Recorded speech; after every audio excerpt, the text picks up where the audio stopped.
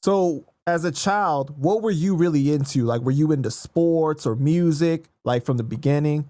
I had an uncle that came up here with my mother. Because when my mother came up here, being that my father was in the war, my mom's was young. Her mother wasn't letting her come up here unless somebody came. So one of my grandmother's brother, my uncle Dip, Bubba, he came up with my mother. So he was a little older. So Dip always used to. He worked in the garment district. So him being in the garment district, he used to always bring albums home and records. And eventually, as we got older, he used to let us go down there with him on his day off and buy us our own records. So everybody always had their own records. My mom's had her own records with her initial on it. Everybody had records. So we really was into music in the house. That's amazing, man. I know you said that your father was he was a Vietnam veteran, right? Yeah. Did he tell you stories about that and what he experienced over there? Yeah. My father told me that I would go to war over his dead body. He said, you can't sign up for the army.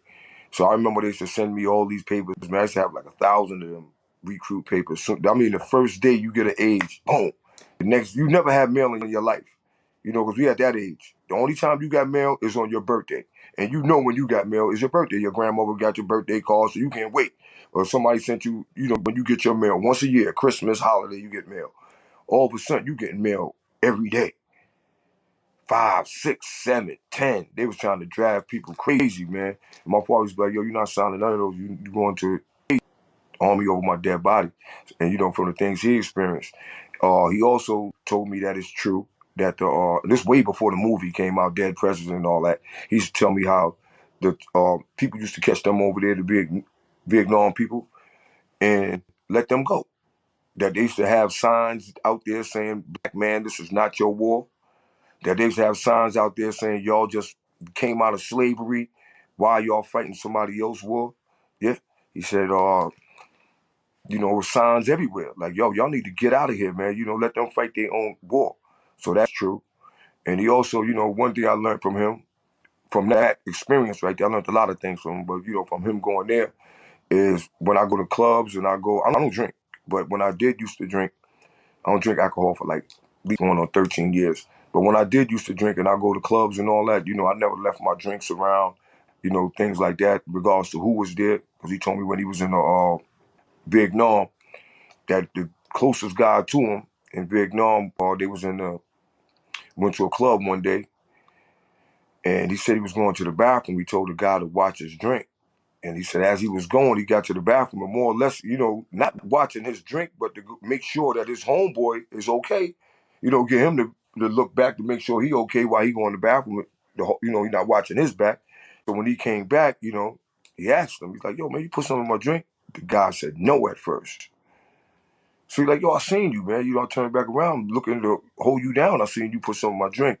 Then the guy admitted that he put something in there, oh, nah, I just put it in there because I know you wasn't going to take it yourself. And this, that, and the third. Well, a rumble went down and both of them had to, they didn't get kicked out the army or nothing, but, probably got a little discipline. That's so crazy because during that time, obviously, black people weren't viewed as equal, right? But Yeah. you're good enough to fight in our war because we need people, right? Mm. But we're not going to give you equal treatment in this country when you are in this country.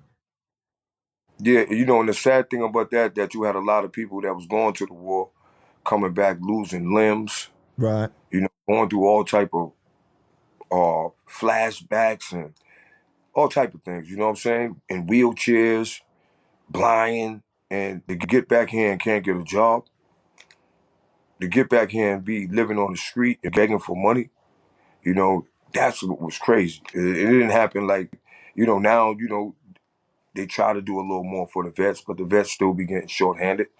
But at that time, you know how crazy that is, man, for you to just came from somewhere that you didn't want to go, that they basically forced or threatened you and said that either you gonna go or you gonna go to jail. So you went, you got hurt, you came back now, and the same people that sent you there is not giving you a job, is not giving you a place to stay, to live at. That got to be painful, man. And it's 100% wrong. But that's what was happening. And then, a lot of people came back, being that they wasn't big. It's a lot of heroin out there. So a lot of the people came back on addicted to heroin, for one reason or another. A lot of people was taking it, but like my pop said, majority of people was taking it just to numb their mind. You go out there with 10 people, and the next thing you know is two of y'all. The other eight is dead, and watch them die.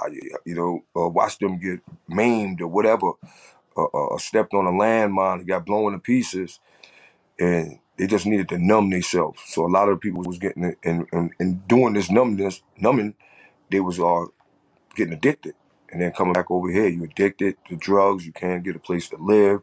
You lost a limb. Your family is destroyed because it's just was sad.